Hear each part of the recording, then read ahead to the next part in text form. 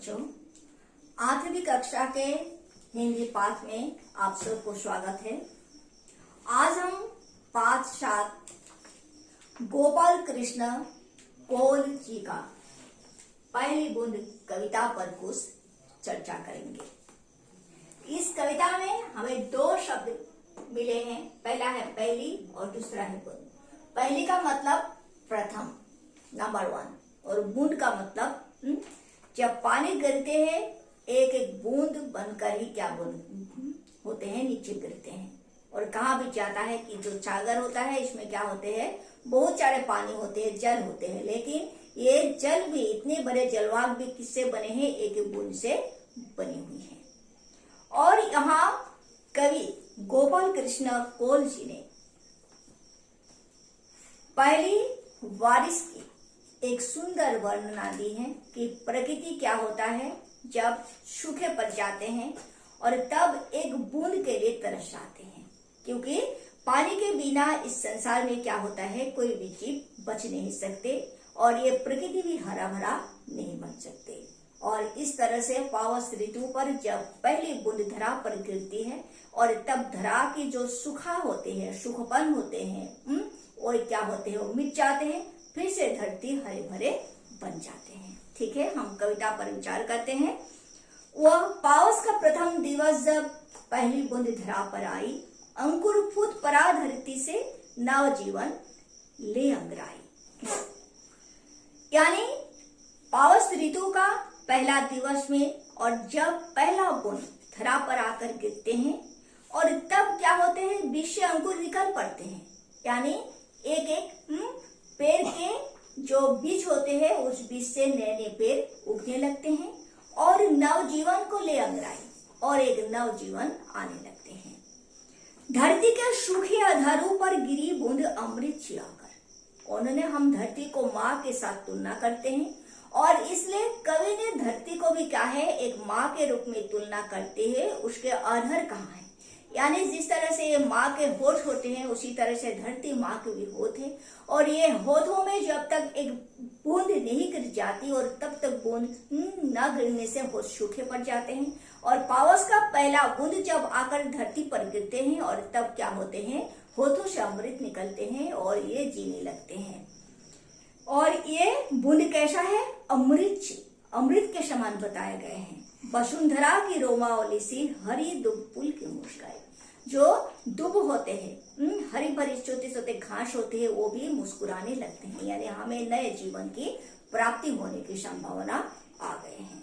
पहली बूंद धरा पर आई। आसमान में उड़ता सागर लगा बिजलियों के सरनिम पर। देखे, कवि ने आकाश में क्या उड़ने के लिए कहा है, क्या उड़ रहा है, कहा है, सागर उड़ने के बाद बताए हैं। सागर आकाश में किस तरह उड़ सकते हैं, ये क्या है, बादल। यानी हम जानते हैं कि ये चक्र है जो क्या होते हैं, फिर से क्या होते हैं, पानी नीचे गिर जाते हैं, फिर जलभाग से पानी बाजू बनकर ऊपर चले जाते हैं, फिर बादल बनते हैं और जब बादल अधिक हो जाते हैं तो फिर रह नहीं पाते, फिर से बूंद होकर नीचे गिर जाते हैं। यानी चक्र के बारे में बताया गया है कि आसमान में उड़ता सागर, आसमान में क्या उड़ने लगे हैं, बादल उड़ रहा है।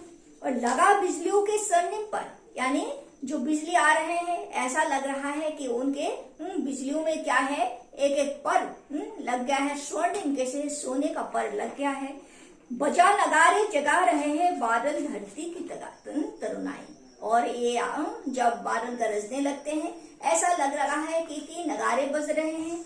और जब नगारे बजने लगते हैं हमें पता चलता है कि अब बरसने वाली हैं। और जब बरस जाते हैं तब क्या है, बादल धरती की तरुणाई, यानी बादल और धरती में सामंजस्य स्थापित हो जाते हैं। ये बूंद गिरकर ही, पानी जलभाग गिरकर ही क्या करते हैं, पूरी धरती, सूखी धरती हरा भरा बन जाती है। फिर कवि ने दोहराए हैं, पहली बूंद धरा पर आई। ठीक है, नीले नयनों सा ये अंबर, काली पुतली से ये जलधर। कवि ने धरती को, पूरी धरती को एक नारी के साथ तुलना किए हैं और वहां उन्होंने कहा है नीले नयनों सा ये अंबर। ये अंबर को, अंबर की आंखें कैसे हैं, नीले हैं, नयनों सा ये अंबर। और काली पुतली से जलधर, और ये जो बादल है वो जलधर कैसा है, काली पुतली जैसा है। करुणा विगलित अश्रु बहाकर धरती की सिर प्यास बुझाई। ऐसा लगता है कि नीली आंखों से जो काली पुतली है, नीली आंखों से वो क्या है, अश्रु विगलित हो गया है, यानी ये बूंद गिरने लगी है। और बूंद गिरते ही क्या है, ये धरती की सिर प्यास बुझाई। और रोते रोते लग रहा है कि ये धरती की जो प्यास है, रूखेपन है, सूखेपन है, इसे बुझाकर उन्होंने फिर से ही इस संसार को, इस धरती को प्यास बुझाकर हरी भरी बना दिए हैं। बुरी धरती सस्य श्यामला बनने को फिर से ललचाई, यानी बूंद गिरते ही ये धरती को बूढ़ी माँ के साथ तुलना करते हैं कवि ने, क्योंकि उन्होंने कहा है कि जब पानी ही नहीं मिले हैं, जब इसमें हरी भरी दूब ही नहीं खिले हैं, इसमें फूल कहाँ से उगेंगे, पत्ते कहाँ से आएंगे, पत्ते कब से हरी भरी हो जाएंगे, और इस तरह से इसमें ना पौधा आएगा, ना फल आएगा, ना फूल आएगा, और कुछ भी नहीं उगेंगे। और इसलिए बूढ़ी धरती यानी हमेशा यही चाहती है कि ये क्या है, बूंद गिर जाए, और बूंद गिरते गिरते इसमें क्या है, पानी हो जाए, और पानी से फिर से ये धरती क्या है, सस्य श्यामला बन जाए। और यही चाहकर उन्होंने जब से बूंदे गिरने लगे तब उसको मन प्रफुल्लित हो गया, वो सुख से अपना जीवन व्यतीत करने की लालसा से उसका क्या है, मन भर उठे हैं, और उन्हें अच्छा लगा, और उन्हें ये मन ही मन वो कहने लगे कि ये सस्य श्यामला धरती फिर से हरी भरी बन जाएगी, हमारा रूखापन नहीं रहेगा, सूखापन नहीं रहेगा।